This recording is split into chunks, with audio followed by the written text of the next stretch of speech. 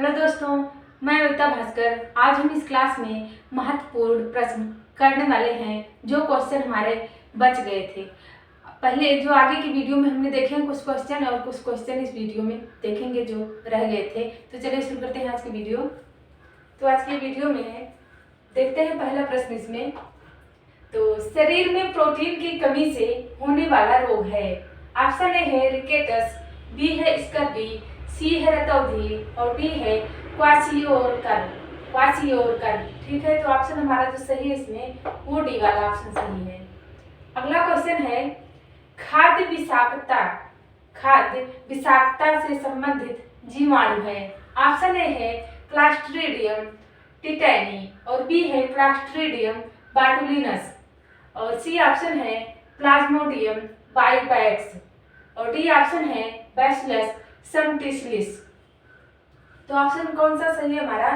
तो ऑप्शन इसमें हमारा बी सही है दोस्तों। अगला क्वेश्चन है मानव शरीर में परासरण नियंत्रण करने वाला अंग है। ऑप्शन ए है आमाशय, बी है यकृत, सी है वृक्क और डी है फेफड़े। तो ऑप्शन कौन सा सही है इसमें? तो ऑप्शन हमारा इसमें सी सही है। अगला क्वेश्चन है एड्स बीमारी से प्रभावित होने वाला तंत्र है। ऑप्शन ए है पाचन तंत्र, बी है श्वसन तंत्र और सी है केंद्रीय तंत्रिका तंत्र, डी है प्रतिरक्षा तंत्र। तो ऑप्शन इसमें हमारा कौन सा सही है? तो ऑप्शन हमारा इसमें डी सही है दोस्तों, प्रतिरक्षा तंत्र। अगला क्वेश्चन है भोजन में निम्न में से किसकी कमी से रतौंधी रोग होता है? ऑप्शन ए है प्रोटीन, बी है वसा, सी है विटामिन ए और डी है विटामिन सी। तो ऑप्शन हमारा जो सही है इसमें वो है सी वाला ऑप्शन दोस्तों, विटामिन ए की कमी से रतौंधी रोग हो जाता है। अगला क्वेश्चन है समसूत्री विभाजन में सबसे लंबी प्रावस्था है। ऑप्शन ए है प्रोफेज, बी है मेटाफेज और सी है एनाफेज, डी है टीलोफेज। तो कौन सा ऑप्शन इसमें सही है हमारा? तो ऑप्शन हमारा इसमें ए सही है, प्रोफेज। अगला क्वेश्चन है निम्न में से किस कोशिकांग को कोशिका का शक्तिग्रह कहा जाता है? ऑप्शन ए है केंद्रक, बी है केंद्रिका, सी है गाल्जी गाय और डी है माइटोकॉन्ड्रिया। तो कौन सा ऑप्शन सही है हमारा? तो ऑप्शन हमारा बी सही है दोस्तों, केंद्रिका। अगला क्वेश्चन है वायरस जनित रोग है। ऑप्शन ए है पोलियो, बी है प्लेग, सी है कालेरा और डी है टाइफाइड। तो ऑप्शन हमारा इसमें जो सही है वो है ए वाला ऑप्शन दोस्तों, पोलियो। अगला क्वेश्चन है गेस्ट्रिन करता है ऑप्शन ए है पित्ताशय संकुचन का स्पंदन और बी ऑप्शन है जठर क्रिया का संदमन और सी है पित्ताशय संकुचन को प्रेरित और डी है हमारा जठर श्रावण का प्रेरण। तो ऑप्शन हमारा जो सही है वो डी वाला ऑप्शन है दोस्तों, जठर श्रावण का प्रेरण। अगला क्वेश्चन है निम्नलिखित में से किस कोशिकांग का अन्य नाम पायलेट कड़भी है? ऑप्शन ए है लाइसोसोम का, बी है राइबोसोम का, सी है केंद्रिका और डी है अंतर्द्रव्य जालिका। तो ऑप्शन हमारा जो सही है वो है बी वाला दोस्तों, राइबोसोम का। अगला क्वेश्चन है अर्धसूत्री विभाजन में किस प्रावस्था में जीन विनिमय होता है? ऑप्शन ए है युग्मपट जाइगोटिन अवस्था में, बी है ऑप्शन स्थूलपट पेक्टिन अवस्था में, ऑप्शन सी है डायकोनेसिस अवस्था में और डी ऑप्शन है तलपट लेप्टोटिन अवस्था में। तो ऑप्शन हमारा जो सही है वो है बी वाला दोस्तों, स्थूलपट यानी कि पेक्टिन अवस्था में होता है। अगला है क्वेश्चन धातु परमाणु से युक्त विटामिन है। ऑप्शन ए है विटामिन सी, ऑप्शन बी है विटामिन B6, ऑप्शन सी है विटामिन B12 और विटामिन डी है विटामिन ए। तो ऑप्शन हमारा जो सही है दोस्तों वो है हमारा सी वाला ऑप्शन, विटामिन B12। अगला क्वेश्चन है शरीर वर्धक भोजन होता है। ऑप्शन ए है वसा युक्त, बी है प्रोटीन युक्त, सी है शर्करा युक्त और डी है रेशे युक्त।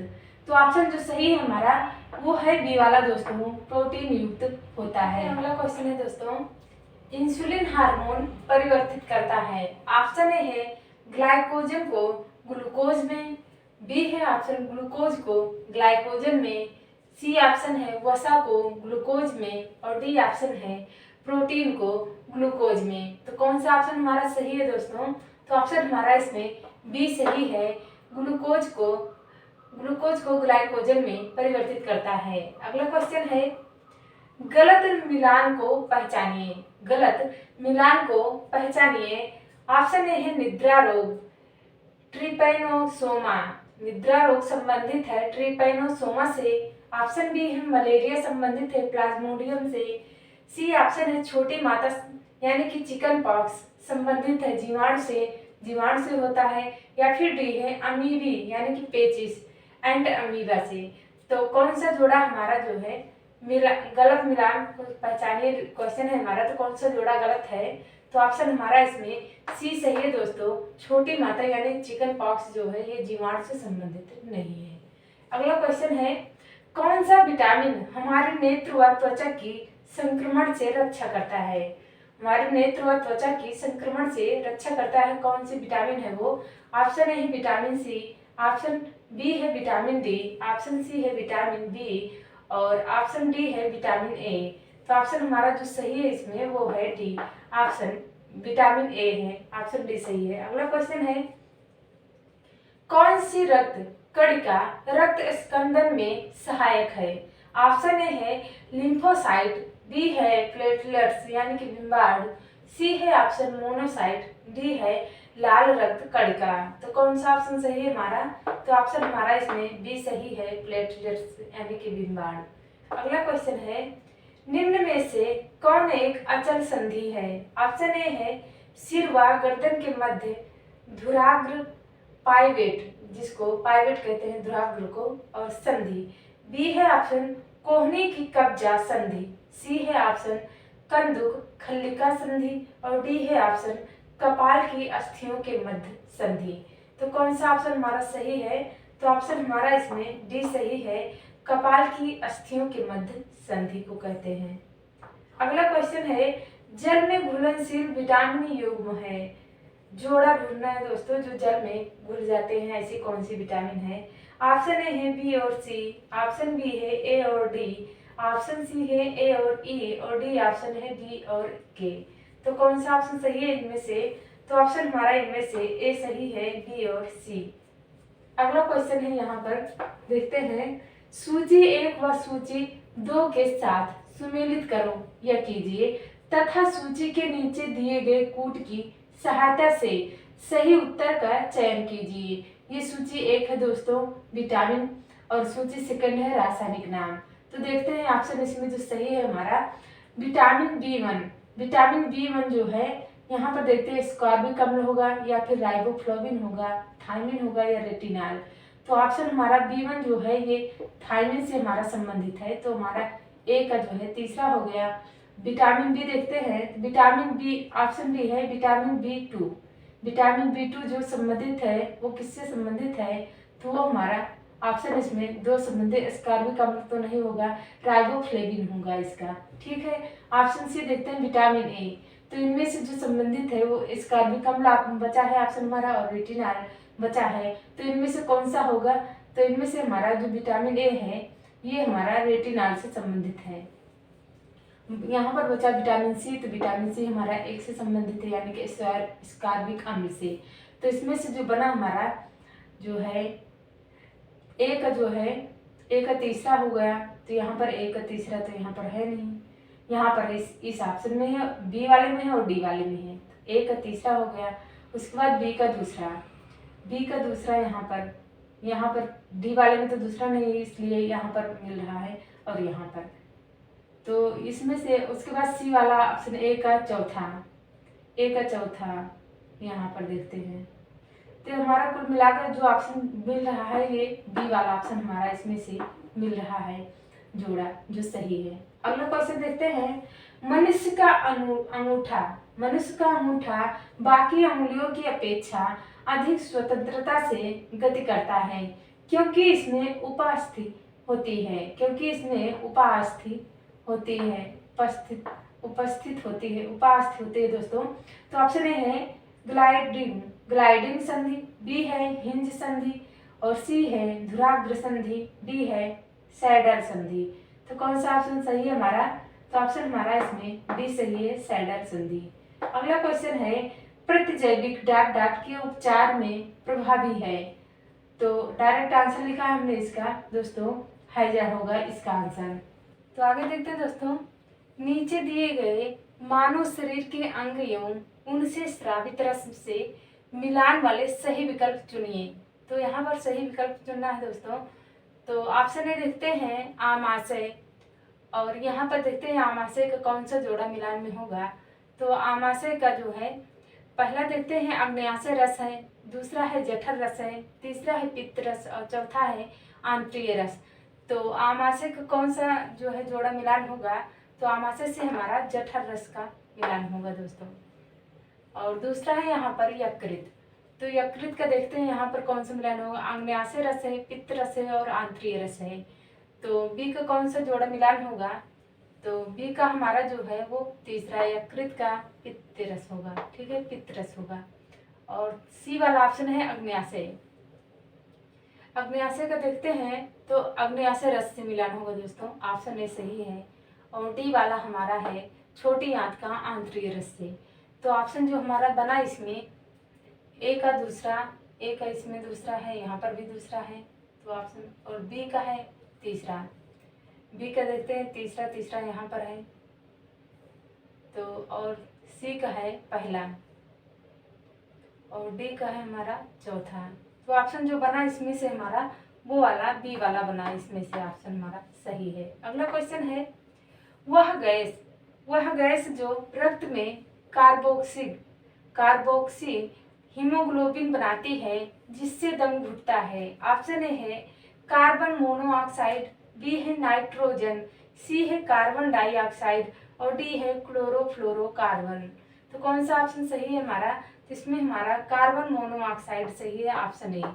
अगला क्वेश्चन है आहारी रेशें। ऑप्शन ए है कोलेजन रेशों से बनते हैं, ऑप्शन बी है प्रोटीनों से बनते हैं, ऑप्शन सी है रुक्षांश भी कहलाते हैं और डी है सेलुलोस और प्रोटीनों से बनते हैं।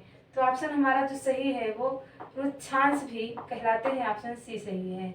अगला क्वेश्चन है निम्नलिखित में से पाचन तंत्र के भागों के उस सही समुच्चय को चुनिए जो कोई पाचन नहीं करते। ऑप्शन ए है ग्रसिका, मुखगुहिका, बृहदांत और बी है क्षुद्रांत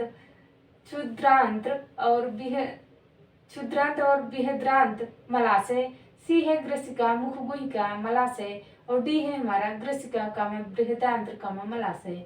तो ऑप्शन जो सही है हमारा वो है सी वाला दोस्तों, ग्रसिका कामा मुख गुहिका कामा मलाशय। अगला क्वेश्चन है व्यायाम के पश्चात कभी कभी हमारी पेशियों में कंप आते हैं यानी कि खिंचाव उत्पन्न हो जाते हैं, इसका कारण है। ऑप्शन ए है पायरुवेट का एल्कोहल में परिवर्तन होना, ऑप्शन बी है ग्लूकोज का पायरुवेट में परिवर्तन नहीं होना, ऑप्शन सी है ग्लूकोज का लैक्टिक अम्ल में परिवर्तित नहीं होना और डी है पायरुवेट का लैक्टिक अम्ल में परिवर्तित होना। तो ऑप्शन जो सही है हमारा वो सी वाला सही है दोस्तों, ग्लूकोज का लैक्टिक अम्ल में परिवर्तित नहीं होना। अगला क्वेश्चन है आहार नाल पाचन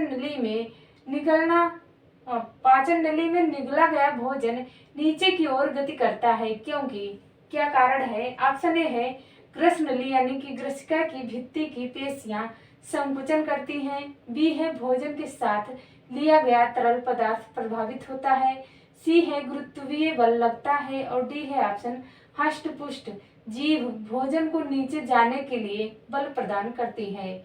तो कौन सा ऑप्शन सही है हमारा, तो ऑप्शन हमारा ए सही है, ग्रास नली यानी कि ग्रसिका की भित्ति की पेशियां संकुचन करती हैं। तो आगे देखते हैं दोस्तों, अगला क्वेश्चन है दो जीव अच्छे मित्र हैं और साथ साथ रहते हैं, इनमें से एक आवास जल तथा पोषक तत्व प्रदान करता है जबकि दूसरा भोजन बनाता है एवं प्रदान करता है। जीवों के इस प्रकार के संबंध को कहते हैं। ऑप्शन ए देखते हैं स्वपोषण, बी है परजीविता, सी है विषम पोषण और डी है सहजीविता। तो कौन सा ऑप्शन इसमें सही है हमारा, तो ऑप्शन हमारा इसमें डी सही है, सहजीविता कहते हैं। अगला क्वेश्चन है, कोई व्यक्ति गायटर नामक व्याधि से ग्रस्त है। उस व्यक्ति की निम्नलिखित में से कौन सी ग्रंथि ठीक तरह से कार्य नहीं कर रही है? ऑप्शन ए है एड्रिनल, बी है अग्न्याशय, सी है पीयूष और डी है थायराइड। तो ऑप्शन हमारा जो सही है इनमें से वो है डी, थायराइड ग्रंथि। अगला क्वेश्चन है, मानव शरीर का सामान्य ताप सेल्सियस मापक्रम और फ़ारेनहाइट मापक्रम पर क्रमशः होता है। आंसर है 37 सेल्सियस और 98.6 फ़ारेनहाइट पर होता है।